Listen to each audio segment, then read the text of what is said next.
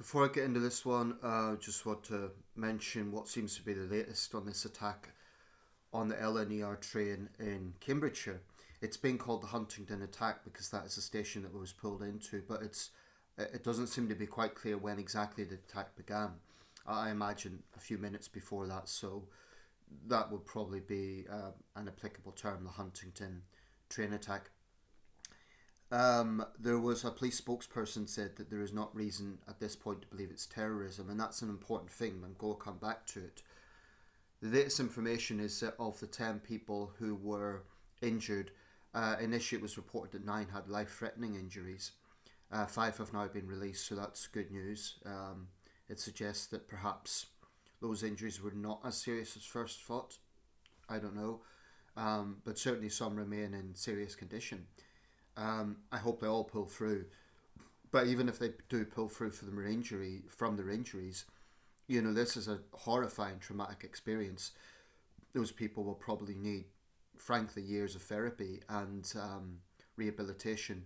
So often when we see acts of violence, we think of deaths, but injuries are something that's sometimes underestimated, and they're absolutely casualties as well.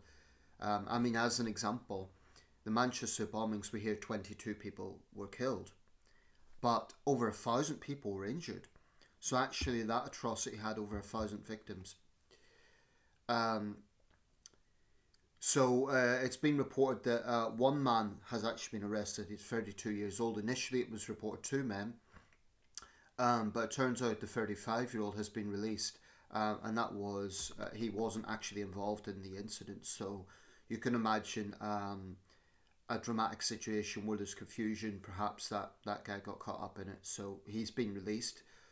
Had nothing to do with it. That it has been now made clear. So one individual has been arrested. I think that's kind of significant in and of itself, and I know we should avoid speculation, but I would say that is more indicative of someone who may be acting out of some sort of mental instability as opposed to a coordinated terrorist attack.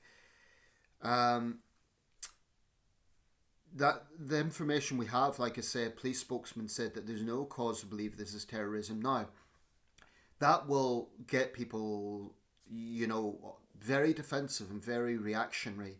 But I do want to talk about it a bit because this is a subject I've looked at for a long time now. Every time there's been a terrorist incident, you look at the circumstances and you look at what's happened. We're seeing, we always see in these sort of things where there's a violent, shocking incident, people jumping to conclusions and people jumping to label it in a certain way. Now, I want to be very clear. If you are an innocent victim of violence, that's always terror, right? That could be like a street mugging. That could be if you are in your house and a violent burglar breaks in, or if you are an innocent commuter and some maniac lunges at you with a knife. It's terror by definition in that sense, but it's not necessarily terrorism. And people might think, "Oh, why are you being why are you being pedantic about the wording?" Actually, it does matter. It matters in terms of legislation, and it matters as to how these things are dealt with. Because if we label every single act of violence terrorism, then it would entirely shake up how violence is dealt with, and not necessarily in a good way. Are you going to say, for example, 2 guys have a fight outside a pub, one of them dies, that is in the same category as some ideological extremist who plants a bomb in a public area? Clearly they're very different examples of violence, but they're both violence. So there is a very good reason why not every act of violence is treated in the same context. Certainly when you have an attack on public transport, the natural first reaction is it must be terror. And I thought this may well be a terror incident. It's reasonable speculation. I'm not judging anyone for thinking that. But what I do have a problem with is people then rush into hyperbole. One thing that's going around right now is that we're in civil war. Now, I've addressed this point before. I think that is just reckless, absolutely reckless, and it is absolutely not accurate. There was a debate on GB News, surprise, surprise, And they had their own person, and Matt Stadlin, who is usually on LBC, was debating, and apparently it turned into a heated debate. Frankly, I tried to minimise my exposure to GB News. I have little time for it. But they were arguing over whether or not we're in civil war. We're not. We are not in civil war. And it is very, very important to emphasise that point, because the problem with going around saying that is it's going to create a very paranoid, scared society. And I challenge those who say that we're in a civil war, just as I challenged the supporters of Just Stop Oil yesterday to justify their hyperbole. I'm challenging those who say that we're in a civil war. Answer some questions, please. Who are the combatants, right? So if it's a civil war, you have two sides. Who are the two sides? Are you going to say the British people against who? We don't even know any of the further details about this guy. We don't know anything really, or very little at least. So if we're in a civil war, who are the combatants exactly? That's an obvious point that needs to be addressed. If you're going to say it's like British people versus migrants, well, how does that explain British citizens who get involved in violence? You know, are they on the side of the migrants? How do you break that down? This is a very important question. What civil wars usually encompass is an entire nation state tearing itself apart. So, for example, you would have a government propped up by its supporters versus a military junta propped up by its supporters. Or you would have the military versus a well-organised insurgency with its supporters versus a military with its supporters. Or a government versus a well-organised insurgency, and so on. Every civil war in modern times, that tends to be the sort of situation. What's happened in Sudan this week? 2,500 people at least, some reports are saying up to 10,000, slaughtered in and around the city of El Fasher in North Darfur. 2,500 at least. That is clearly a very, very, very different situation from, granted, an awful situation on a commuter train in the UK with 10 people stabbed. It's clearly a very different situation. And these sort of comparisons are necessary, because when people go around talking about civil war, I think they don't know what the hell they're talking about. They think that acts of violence point to civil war. It doesn't. I think America is probably closer than we are to that, and I don't even say the United States is. I don't think it is. But I would say between the UK and the US is closer. But we have tensions in this country. We have problems with violence in this country. But any politician who says that we're in a civil war is being a reckless scaremonger, really, because it demonstrates an ignorance as to what that actually means. And I urge people who go, who spout this out, look around the world, look at actual civil wars, and then say with a straight face that the United Kingdom is in a civil war. We're not. We have problems. We have problems with extremism, problems with Islamist extremism, problems with far-right extremism. We have problems with immigration. We do. We have all those issues, but it is not civil war. And on the point about terrorism, with terrorism, why is it not designated with every act of violence? Because terrorism specifically looks at ideological motivation. Now, if it turns out this guy was motivated by racial hatred, for example, hatred of white people, or hatred of minorities, or whatever the case may be, as far as I can see, his ethnicity hasn't been released. I think one witness said he was black, but you have to be careful about what witnesses initially say, because in a dramatic situation, details can change. People might think they've seen something and they're in a state of shock. It may not necessarily be the case. But if that is a motivation, racial hatred, then that could be terrorism, because it's an ideological motivation. If it is a hatred of the United Kingdom, that could be terrorism, because it's ideological. If it is Islamic extremism, that's definitely terrorism. And God knows we've had plenty of evidence of it in this country. Hundreds killed and wounded from Islamist extremism in the UK. Um, so if it's any of those things, if it's far right extremism, ultranationalism, I don't. My gut feeling is it probably isn't in this case, but if that is the situation, that's terrorism. So ideological motivation. The shootings in Plymouth 4 years ago, the guy that went around his neighbourhood shooting people, he was said to have been motivated by incel ideology. So that incident would be classed as both a mass shooting and arguably misogynistic terrorism. And yet Nottingham isn't. Why? Because it's pretty obvious that the attacker was deeply mentally unstable. Now, I'm careful how I say this because people think, oh, if you're talking about mental health, then you're making excuses. Not at all. I think that Carl Kane should spend the rest of his days behind bars for the Nottingham attack. But people do have to stop treating every act of violence as if it is the same thing. It's always the same in terms of terror towards the victims, of course it is. But there is a reason why we don't designate every act of violence terrorism. It's nothing to do with some sort of deep conspiracy to protect the perpetrators or anything like that. It's to do with the fact that there is different contexts. That doesn't mean that an act of violence that isn't ideologically motivated is any less horrifying or any less shocking.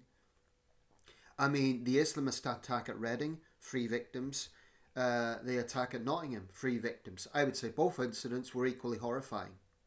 Yet the first one, Reading, was classed as an act of terrorism. The second one, Nottingham, wasn't.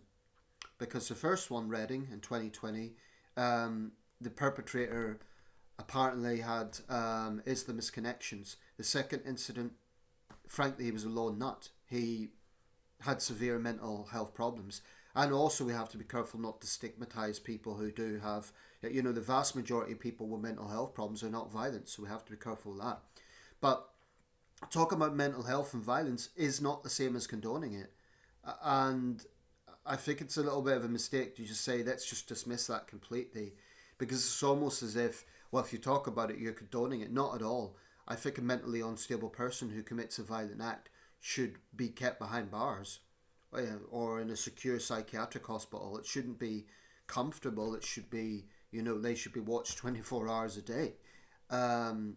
In that sense, it's not making excuses for it. It's saying that, because for one thing, let's say you have a high security prison and say you have a ward or a group of cells, I forget that, a wing, that's the term I'm looking for, that is specifically for terrorism cases. If you put every act of violence in there, we're going to have an overcrowding problem actually in that area. So, I mean, I know that I'll be, shouting against the wind here, because when something dramatic happens, people do get into hyperbole. It's human nature. And by no means am I trivializing this at all. It is shocking. We are getting too many incidents like this. I agree. There is too many examples of this sort of thing happening. But look at the United States with their frequency of gun violence. And yet, you don't see Americans saying that it's terrorism every time there's gun violence, because it's so frequent there. Well, in the UK, we have a serious problem with knife crime. So, likewise, should we designate every act of knife violence to be terrorism? No, and there's a reason for that. But we should take it seriously. And I mentioned, about the Prime Minister yesterday and people lashing into his statement. I think there could be criticism of the government in terms of security, etc. But if your first reaction to a violent incident with 10 innocent people stabbed is to attack the Prime Minister, that says more about your partisan bias and genuine concern for the victims. One more thing before I forget. The driver seems to be a hero, because he's a former veteran and apparently he diverted the train into Huntingdon knowing that this thing was underway. So I'm not sure if he directly confronted the knifeman or not, but if he put his passengers before himself, I think he should get some sort of George Cross or some sort of posthumous, well, not posthumous, there's been no fatalities in this case, but some sort of recognition, formal recognition. I'm sure there were other acts of bravery, because within these things you always see acts of bravery. Good work by the British Transport Police.